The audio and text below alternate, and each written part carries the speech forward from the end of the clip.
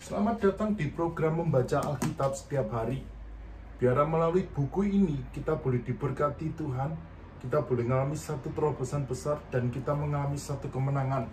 Biar setiap hari melalui program ini nama Tuhan ditinggikan dan boleh menguatkan dan boleh menjadi berkat bagi Bapak Ibu semuanya dimanapun yang berada, sedang apapun berada, bisa mendengarkan melalui channel ini. Nama Tuhan yang besar ada dalam kehidupan kita semua. Tuhan Yesus memberkati. Matius 17 ayat 1 sampai yang ke-27. 6 hari kemudian Yesus membawa Petrus, Yakobus, dan Yohanes saudaranya dan bersama-sama dengan mereka naik ke sebuah gunung yang tertinggi. Di situ mereka sendirian saja. Lalu Yesus berubah rupa di depan mata mereka, wajahnya bercahaya seperti matahari dan pakaiannya menjadi putih bersinar seperti terang. Maka nampaklah kepada mereka Musa dan Elia sedang berbicara dengan dia. Kata Petrus kepada Yesus, "Tuhan, betapa bahagianya kami berada di tempat ini. Jika Engkau mau, biarkan kudirikan di sini 3 kemah, 1 untuk Engkau, 1 untuk Musa, dan 1 untuk Elia." Dan tiba-tiba sedang ia berkata, turunlah awan yang terang menaungi mereka, dan dari dalam awan itu terdengar suara yang berkata, "Inilah anakku yang kukasihi, kepadanya aku berkenan, dengarkanlah dia." Mendengar itu tersungkurlah murid-muridnya dan mereka sangat ketakutan. Lalu Yesus datang kepada mereka dan menyentuh mereka sambil berkata, "Berdirilah, jangan takut."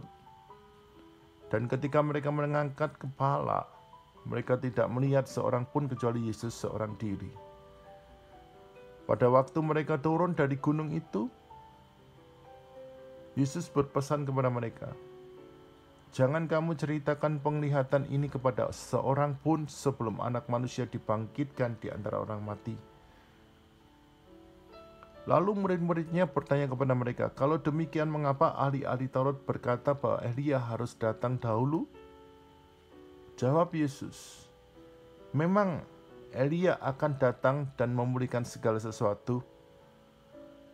Dan aku berkata kepadamu, Elia sudah datang, tetapi orang tidak mengenal dia dan memperlakukan menurut kehendak mereka. Demikian juga Anak Manusia akan menderita oleh mereka." Pada waktu itu mengertilah murid-murid Yesus bahwa ia membincang tentang Yohanes Pembaptis. Ketika Yesus dan murid-muridnya kembali kepada orang banyak itu, datanglah seorang mendapati Yesus dan menyembah. Katanya, "Tuhan, kasihani anakku, ia sakit anyan dan sangat menderita. Ia sering jatuh ke dalam api dan juga sering ke dalam air. Aku sudah membawanya kepada murid-muridmu, tetapi mereka tidak dapat menyembuhkannya." Maka kata Yesus, "Hai kamu angkatan yang tidak percaya dan yang sesat, berapa lama lagi aku harus tinggal di antara kamu? Berapa lama lagi aku harus sabar terhadap kamu? Bawalah anak itu kemari." Dengan keras Yesus menegur dia. Lalu keluar setan itu daripadanya dan anak itu pun sembuh seketika juga. Kemudian murid-murid Yesus datang dan ketika mereka sendirian dengan dia, bertanyalah mereka, "Mengapa kami tidak dapat mengusir setan?" Ia berkata kepada mereka, "Karena kamu kurang percaya.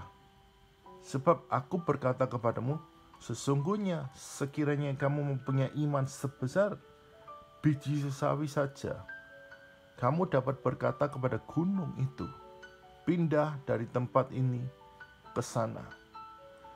Maka gunung itu akan pindah dan takkan ada yang mustahil bagimu. Jenis ini tidak dapat diusir kecuali dengan berdoa dan berpuasa." Pada waktu Yesus dan murid-muridnya bersama-sama di Galilea, ia berkata kepada mereka, "Anak Manusia akan diserahkan dalam tangan manusia. dan mereka yang akan membunuh dia, dan pada hari ketiga ia akan dibangkitkan. Maka hati murid-muridnya itu pun sedih sekali. Ketika Yesus dan murid-muridnya tiba di Kapernaum, datanglah pemungut biaya bait Allah kepada Petrus dan berkata, "Apakah gurumu tidak membayar biaya 2 dirham itu?" Jawabnya, "Memang membayar."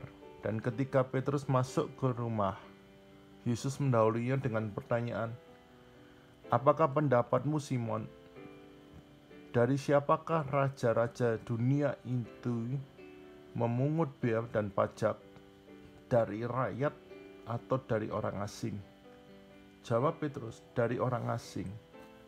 Maka kata Yesus kepadanya, "Jadi bebaslah rakyatnya.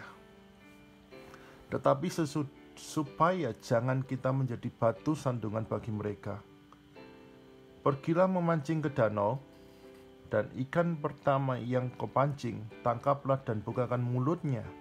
Maka engkau akan menemukan mata uang 4 dirham di dalamnya. Ambillah itu dan bayarlah kepada mereka, bagiku dan bagimu juga."